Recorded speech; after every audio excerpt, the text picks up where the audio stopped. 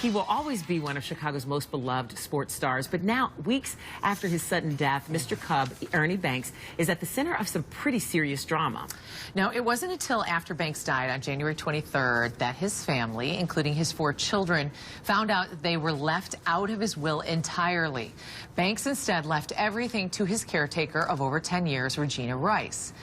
We're talking about money and memorabilia and property, everything. So the new will was signed just 3 months before he died.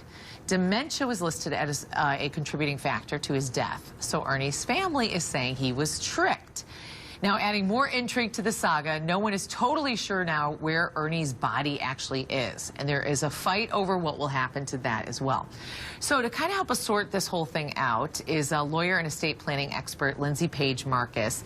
And first of all, thank you so much for being here. Thanks for having me. We were just saying how not only Ernie Banks and his family, but it's really relatable because now anybody's family. So many dynamics, family dynamics so different, this could really happen and you just don't even see it coming, right? You're absolutely correct. Blended families, second marriages, things like that.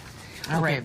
Well, let's start where the new developments are in this case. So just yesterday, Ernie's caretaker, Regina Rice, told a judge that Ernie's estate is worth about $16,000. Now she's being asked to provide more documents to prove it. Do you think there's any possible way that this could be true, that he only has the $16,000 and then the rest of that money's gone? Well, it's possible that Ernie Banks' estate, the value of the assets actually going through the probate process, may have, in fact, been valued at $16,000. Because we can tell from Ernie Banks' will that he also had what we call a revocable living trust.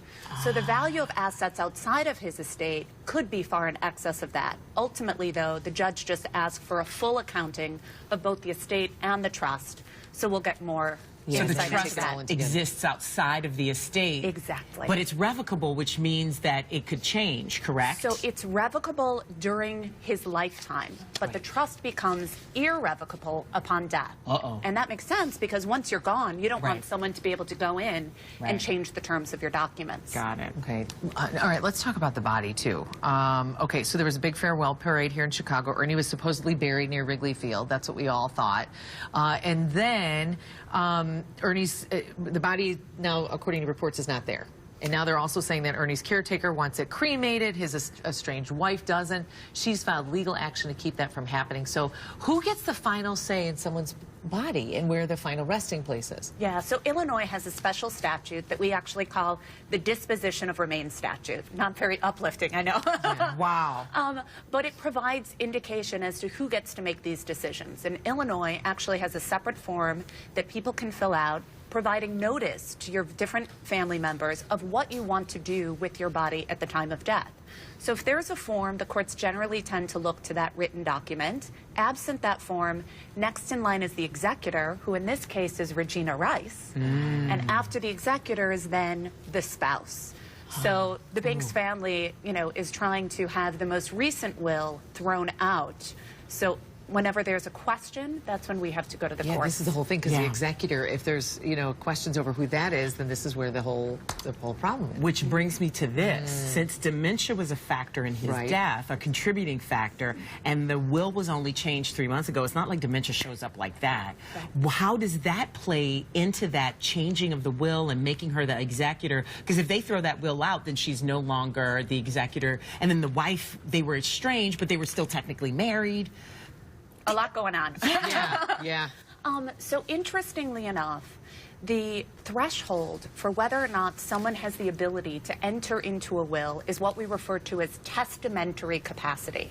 And actually, that's a lower threshold than what you might think. So the fact that Mr. Banks may have had dementia at the time he signed the will, that in and of itself does not mean that the will is invalid. It's a factor that the courts will look to. Really? But the question will be whether in that instant, when he was signing that document, whether he had the capacity and knew what he was doing. Oh, so it's not the overall disease or incapacitation. Well, it's about the moment that that was signed. Yeah, because if you know somebody who has dementia or Alzheimer's, they do have moments of lucidity where they do understand what's going on. So then does it fall upon witnesses who maybe have been there when this, right? Correct. Okay, because I'm thinking then who do you ask? Because if you ask the executor, she or he is already, so you have to go to witnesses? Witnesses, Right. yeah. Yeah. And Okay. then, depending on You who the see? witnesses are. Right. Wow. And it really is about planning ahead. Is that your overall advice? You know, it is so unfortunate to see this legendary icon make headlines in the news for this type of drama. But I think it's a lesson to all of us of just how important it is to plan early and get those documents in place to minimize some of these conflicts in the future. Okay. No matter how young or how old. Exactly. Right? Every I one have of us mine. should. Yep. Every one of us should make sure we Because have of some things I've seen. I have mine. This is great stuff. Yes. Thank Now, you, if Lindsey. you would like to get a leg up on planning your estate, Lindsey can help you. You can visit her at Lindsey Markus, and that's Markus with a K.com.